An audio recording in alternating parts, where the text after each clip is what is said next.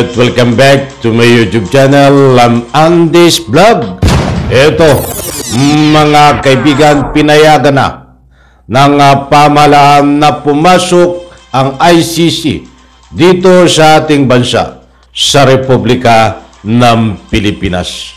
Nako po, ay matindi ito, mga kaibigan, dahil marami ang nag-aabang dito sa posisyon, sa ika nga po ay kung magbabago ang posisyon at pananaw ng ating kasalukuyang Pangulo, Bongbong Marcos, dahil sinasabi niya na walang karapatan at walang jurisdiksyon ang ICC na makialam sa ating bansang Pilipinas tungkol dito sa pag-iimbestiga at pagsisilbi ng warrant of arrest laban ho kay Digong at iba pang mga kasama sangkot dito ho sa tinatawag na programa na madugong drug war na piki-tukang noong kasalukuyang panunungkulan ng kasalukuyang panunungkulan ng dating Presidente Digong. Mga kaibigan, sa puntong ito, hindi po ito fake news. Huwag po kayong alis. Bigyan po natin ng komentaryo at paglilinaw dahil lang abogado po ng ating Republika ng Pilipinas na Solicitor General Maynard Guevara ay kinumpirma na nakipag-ugnayan sa kanya ang prosecutor, ang investigador, ang ICC na parating na sa ating bansa. Pinapaalam ho, ay mas maganda ho yung ganon. Hindi ho nagbibigay galang, nagbibigay pasabi, nagbibigay pugay, walang binabypass. Dahil nagpapaalam ho napapasok sa ating country. Datapuat sa puntong iyan, mga mahal kong taga-subaybay, ay bibigyan po natin ng linaw ito. Itong pagpayag ng ating pamahalaan na yan ho ay kinumpirma ni Solicitor General Maynard Guevara na pumayag ang ating pamahalaan na pumasok ang ICC na dito ho sa ating bansa na Republika ng Pilipinas upang isagawa itong investigasyon, pagsilbi ba ng warrant of arrest laban kay Digong. Ito po ang ating bibigyan ng linaw. Dahil ayaw ko po naman kayong mabiktima ng anumang fake news. At sana ho, huwag ko kayong magsawa. Dahil ito po ang latest update talaga na nanggagaling ho diyan sa internal ng ICC na pinapaabot po dito sa ating bansang Pilipinas sa mga kinaukulan. Mga kaibigan, nandito po ang resibo. Ipaplas ko ho diyan sa screen. At inaanyayahan ko po kayo makinig, panoorin kapag may pagkakataon. At sa ganon ay lubos po nating maunawaan, mga mahal kong taga-subaybay. Nandiyan ho, buhato dito sa AKB Express News. Mapagkakatiwala din po ito nagbibigay, naghahatid ng anumang impormasyon. Shout out AKB Express News. 4 hours ago ang nakakaraan. 4 na oras lang po ang nakalipas ang nakakaraan. Itong post na ito, isang mainit-init pa na balita, isang artikulo. Ito po, makikita nyo po, basahin po natin. Payag na. Question mark. Di po ba? Maliwanag na payag na. Ay, bigyan po natin ng linaw itong pagpayag na ito, mga kaibigan. Eto, hindi pipigilan ng pamahalaan ng Pilipinas ang pagsasagawa ng criminal court sa 5 bagong tinutukoy na suspect sa madugong anti-drug war campaign ni dating Pangulong Duterte. Maliwanag po, nandiyan po sa screen. Ang makikita nyo sa larawan, yan po ay isa sa mataas din ang posisyon sa ating gobyerno. Shoutout sa iyo, Solicitor General gobyerno, di pipigilan ng ICC na mag-interview. Nandiyan po. Basahin po natin ang nilalaman nito. At nang sa ganun po, ilubos po nating manawaan. Solgen gobyerno, di pipigilan ICC na mag-interview sa mga suspect sa Duterte drug war crimes. Payag na. Nandiyan din po sa screen. Pinlas po natin at nang sa ganun po, makita nyo po ang resibo dito sa ating tinatalakay. Ano po? Eto.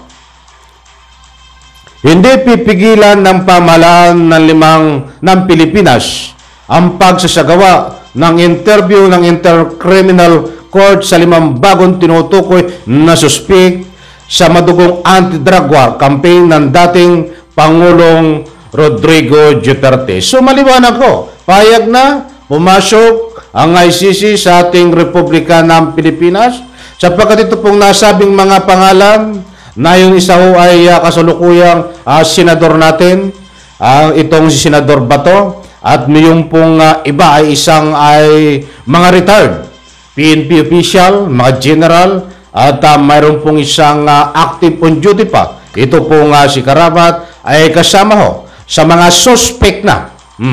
Bagamat suspect ko sila, iba ho ang pagpapatupad ng kanilang batas diyan po sa ICC. Ayon po sa atin nakuhang impormasyon, kailangan po munang matanong, imbestigahan, at magkaroon po ng masusi na para makausap ito mga nabanggit pong pangalan at nang sa ganon, bago ilabas di umano itong warrant of arrest laban ho dito sa mga nabanggit na pangalan. So kakaiba ho kakaibang pagpatupad ng kanilang bago ilabas ang warrant of arrest. At dahil dito kay Digong ay matunog na ho. Sabi nga ni dating Senador Antonio Trillanes, sa maniwala kayo sa hindi. Kung hindi man mailabas ng June or July ay maihahabol di umano by month of August. Hindi ko po kayo pinipilit na maniwala. Bata alalahanin po natin ang lahat ho na nilabas na dokumento ni dating Senador Antonio Trillanes ay may katotohanan at hindi o fake news. Katulad po nitong huling dokumento. Totoo po, nandyan ho. Talaga nakipag-ugnayan na ang ICC. Konting explanation lang po yun, mga kaibigan. Ayon kay Solicitor General Menardo Guevara, maaaring voluntaryo at direktang kausapin ng ICC sina Senador Ronald De La Rosa, dating PNP Chief, Oscar Albayalde, dating PNP Criminal Investigation and Detection Group Chief, Romeo Karamat Jr., dating National Police Commission Commissioner Edalberto Leonardo at dating PNP Intelligence Chief Eliazar Mata. Yan po yung mga pangalan na nabanggit, mga mahal kong taga-subaybay, na ika nga po ay sasadyain. Kaya papasok ho dito ang ICC at nagpaalam ho sa ating pamahalaan, mga kaibigan. Tatapuat, pinayagan ho. Pinayagan ng ating pamahalaan, kinumpirma nitong ating Solicitor General Menard Guevara, walang problema. Pasok sila, pwede ho silang mag-imbestiga, mga kaibigan. Sana dala nyo ng warrant of arrest laban na dito kay Digong. Pasensya na po. Ay, nagbibiro lang. Ay, kung medyo nadidelay, natatagalan, yan po ay unawa natin ang paglabas ng warrant of arrest laban ho kay Digong dahil yan po ay inter-country. Mayroon pong pinagdadaanan ng mga proseso. Kaya alam ko, naunawaan ko. But anyway, kung hindi nyo po naunawaan, kung bakit mabagal ang paglabas ng warrant of arrest, ay nirerespeto ko po yan, mga mahal kong taga-subaybay. Ito po, ituloy po natin, mga kaibigan. Pero ayon kay Guevara, hindi tutulong ang gobyerno sa investigasyon ng ICC. Malinaw naman kasi aniya ang pahayag ni Pangulong Ferdinand Marcos Bongbong Marcos, ni Pangulong Ferdinand Bongbong Marcos Jr. na wala ng legal duty ng Pilipinas sa ICC mula nang kumalas ang bansa sa organisasyon, may ilang taon na ang nakakaraan. Base sa tala ng PNP, may 6,000 drug personalities ang napatay anti-drug war. Maliho dito. Ang paliwanag, hindi po 6,000 yan. Saka natin tatalakayin. Hindi po 6,000, 6,000 lang ang namatay. Saka po natin bibigyan ito ng pagtatalakay ito, 6,000. Mali po ang datos dito. Ha? Tayo po ay maging fair. Ha? Saka po natin bibigyan kasi kukulangin po tayo sa oras. Ang importanteng mahalaga ay kahit pumasok. Ito, lilinawin po natin, mga kaibigan. Bibigyan po natin ng linaw. Ang pamahalaan, payag ho, na pumasok ng ICC, mag-imbestiga. Hindi naman nasabi doon. Walang sinasabi doon sa warrant of arrest. Sa pag-iimbestiga lang po ang nabanggit. Para malinaw ho. Ba't hindi ho makikialam ang ating pamahalaan? Hindi na kailangan makipag-coordinate. Yun po ang gustong ipunto dito. Sige, ICC, parang ganon. Pasok kayo sa Pilipinas, ba't wag po kayo makipag-coordinate sa akin? Bahala na kayo kung ano ang dapat yung gawin. Ito po ang gustong ipunto at gusto kong iklaro po sa inyo. Hindi ho ito fake news. Maliwanag dito ho na kinumpirma ni Solicitor General Guevara na payag na ang pamahalaan na pumasok sa ating Pilipinas anytime para mag-imbestiga at kausapin, suriin, kumuha ng ano po mga ebidensya laban ho dito kay Bato at iba pang PNP official na kasama. But wag na makipag-coordinate sa pamahalaan. Bahala na kayo. Yun ho ang gusto niyang ipunto. May kalayaan ang ICC na mag-imbestiga. Bahala na ho sila. By online pwede. Ang anumang paraan ng ICC, pumunta ho dito ng personal, welcome ho sa Pilipinas, but ang tandaan po ng ICC, hindi dapat makipag-coordinate sa ating pamahalaan. Yan ho ang gusto kong ipunto, mga kaibigan, na pinapahatid sa atin nitong Solicitor General Guevara. Ba't hindi ho maliwanag ho dito?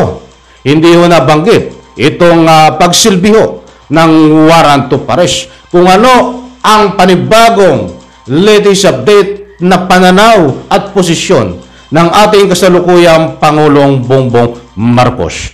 Payag ba itong magsilbi ang ICC ng warrant of arrest? Payag bang pumasok pa ang ICC para isilbi ang warrant of arrest laban kay Digong na malapit na di umanong lumabas? Yan po ang kabang-abang, mga kaibigan, dahil hindi po malinaw dito sa pinag-usapan natin kung payag din sila na isilbi ang warrant of arrest kay Digong galing sa ICC. Yan po ang kabang-abang, katulad ho ng nasabi ko. Taong bayan naniniwala ho at sumisigaw. Pangulong Bongbong Marcos, kagalang-galang ng ating Pangulo ng Republika ng Pilipinas.